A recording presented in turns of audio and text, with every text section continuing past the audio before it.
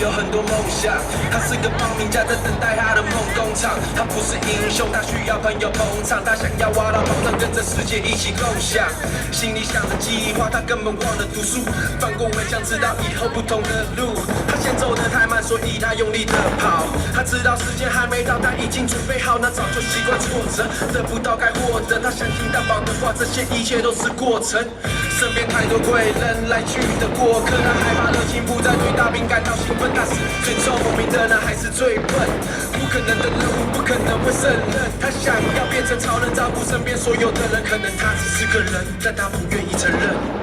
I believe I can keep my head up. Don't ever lose your faith. I believe I can keep my head up. Swing your wings, fly away.